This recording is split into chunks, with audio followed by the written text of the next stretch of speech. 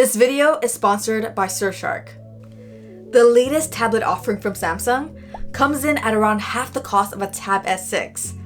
The question is, how much do the compromises impact the experience for potential buyers? Let's take a closer look at the Galaxy Tab S6 Lite. From a hardware perspective, the Tab S6 Lite isn't going to wow you. As expected, it's a step down from the regular Tab S6 in many ways.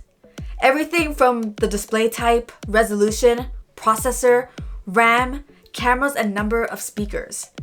Truthfully, potential buyers will probably be totally fine with these compromises.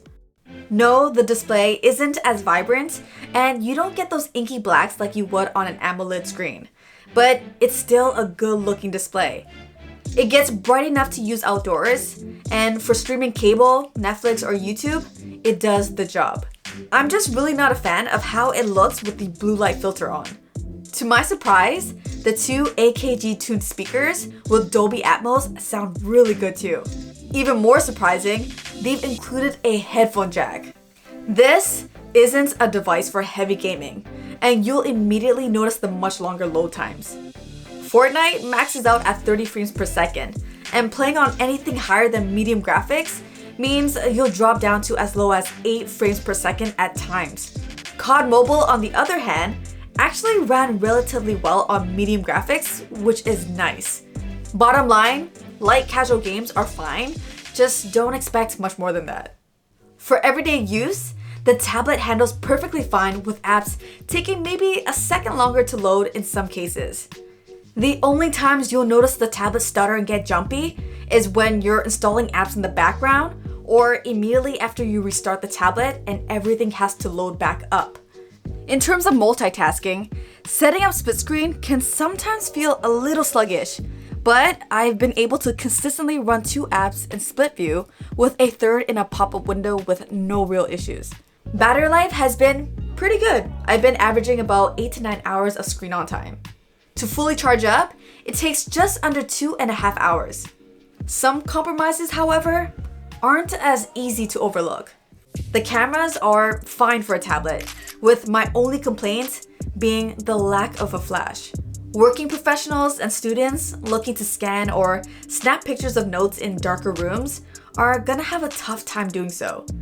Although a 2D face unlock is available, the exclusion of a fingerprint scanner or any secure biometrics is a strange decision.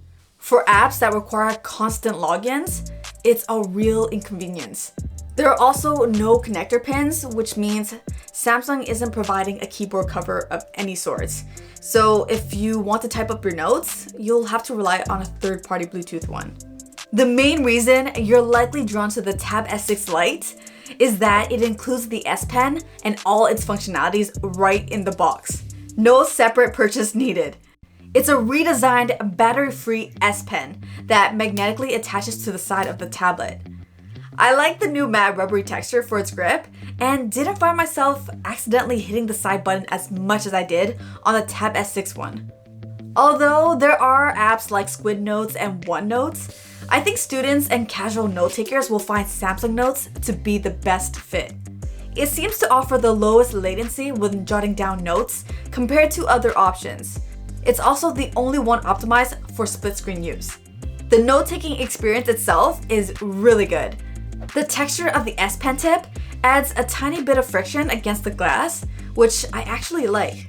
Holding down the S Pen button will activate the eraser, or you can just hit the undo button at the bottom. Things like handwriting to text, change style, and neat shapes are also all nice tools to have in your note-taking arsenal. So, common scenario. Let's say you need a diagram to go along with your notes. Well, find it on Google and use the S Pen Smart Select tool to crop and save exactly what you need. Then, add it to your notes under the attachments. From here, you can resize, rotate, move it around, and even draw on it. If you want to record important audio from a meeting or a lecture, you can do that too by attaching a voice recording. Now, if you don't need or plan on using the S Pen, they're close enough in price that I would lean more towards the older Tab S5e for the better screen, quad speakers, and keyboard cover. You'll also get Samsung's desktop mode, DeX, which unfortunately isn't available on the S6 Lite. The Tab S6 Lite runs One UI 2.1 based off of Android 10, which includes things like quick share and gesture navigation. If you own a Samsung smartphone, what are the perks of getting a Samsung tablet? Well, the main thing is that you'll be able to make calls and send text messages right on the tablet. If you do pick up a Tab S6 Lite, make sure you download Good Lock from the Samsung App Store. One Hand Operation Plus, Navstar, and Task Changer are all great additions, especially on a tablet. I also downloaded a screen rotation app to force some apps to run in the landscape orientation. Honestly, I feel like a lot of these features should really just be built into the software right out the box.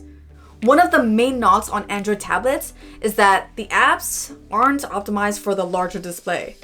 While you will run into that from time to time, like with the Twitter and Instagram app, if you mainly use Google or Samsung apps, it really isn't an issue. I think the more justified complaint is the lack of pro-level apps. Procreate, Affinity Photo, and LumaFusion are some of my favorites on iPad OS, and you just can't get anything close to those on the Android side.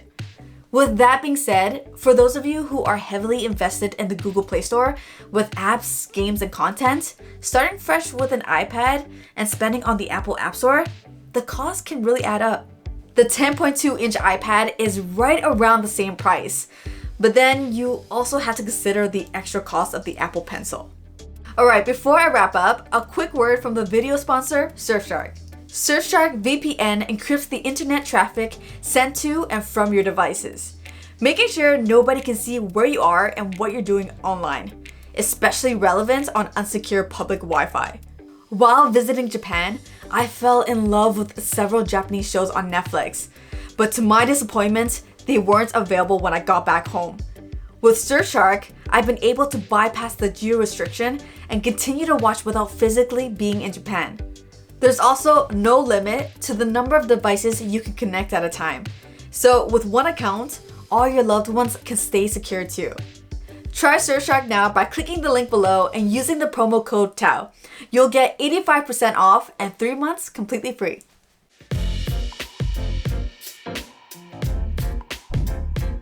To summarize, the Tab S6 Lite has two main things going for it: the price and the fact that you get an S Pen included in the box. It's a very capable Android tablet that's competitively priced, with my only real concerns being the lack of a fingerprint scanner for secure logins and no keyboard cover option for typing on the go.